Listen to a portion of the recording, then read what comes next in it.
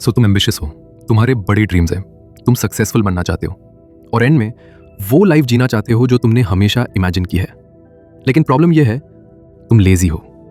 तुम्हें एग्जैक्टली पता है तुम्हें क्या करना चाहिए, फिर भी तुम नहीं करते और इसका रिजल्ट होता है गिल्ट, क्योंकि डीप डाउन तुम जानते हो कि तुम और बेटर कर सकते हो। ये गिल्ट दिन, हफ्तों, महीनों तक बिल्ड होता रहता है और फिर धीरे धीरे एक्सेप्टेंस में बदल जाता है। फिर नया साल आता है और साथ ही वहीं पुराने गोल्स जो पिछले साल भी थे। तुम स्ट्रांग स्टार्ट करते हो, मोटिवेशन और थोड़ी सी डिल्यूजन के साथ, लेकिन थोड़े ही टाइम में प्रोक्रेस्टिनेशन आ जाता है, बिल्कुल उस रिलेटिव की तरह जो बिना बुलाए आ जाता है। प्रोक्रेस्टिनेशन धीरे धीरे डेली लेजीनेस के साइकिल में बदल जाता है और पता ही नहीं चलता, तुम अपने आप को लेजी पर्सन का लेबल दे देते हो। तो इस साइकिल को कैसे तोड़े, प्रोक्रेस्टिनेशन से कैसे फ्री हो? इंटरनेट पर बहुत सारी वीडियोस हैं, लेकिन ज्यादातर सिर्फ सिम्टम्स को एड्रेस करती हैं, जैसे सोशल मीडिया डिलीट करना या डिस्ट्रैक्शंस हटाना। शॉर्ट टर्म में ये हेल्प कर सकता है, लेकिन ये रियल इशू को सॉल्व नहीं करता। प्रोक्रेस्टिनेशन का रूट कॉज एक ही वर्ड में एक्सप्लेन हो जाता है, इनर्शिया। फिजिक्स में इनर्शिया का मतलब होता है जो ऑब्जेक्ट रेस्ट में होता है वो रेस्ट में ही रहना चाहता है, और जो मोशन में होता है वो मोशन में ही रहना चाहता है, जब तक कोई एक्सटर्नल फोर्स एक्ट ना करे। ये न्यूटन का फर्स्ट लॉ ऑफ मोशन है और ये टास्क्स पर भी उतना ही अप्लाई होता है जितना ऑब्जेक्ट्स पर। किसी भी टास्क को स्टार्ट करने के लिए, चाहे वो कितना ही छोटा क्यों ना हो, एक इनिशियल पुश चाहिए होता है, थोड़ी सी एनर्जी इनर्शिया तोड़ने के लिए। प्रॉब्लम यह है कि हम अपने दिमाग में इस इनिशियल पुश को इतना बड़ा और डिफिकल्ट बना देते हैं कि हम टास्क को पूरी तरह अवॉइड कर देते हैं और फिर अपने आप को चीप डोपामीन वाली चीजों से डिस्ट्रैक्ट करते हैं।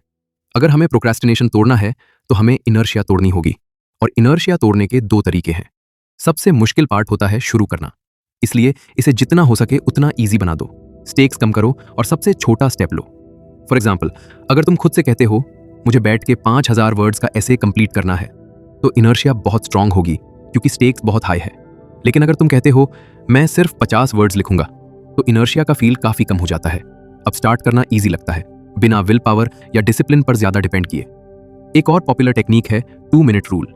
अगर तुम्हारा काम करने का मन नहीं है तो बस खुद से कहो कि तुम सिर्फ 2 मिनट के लिए करोगे, और अगर चाहो तो रुक जाओगे।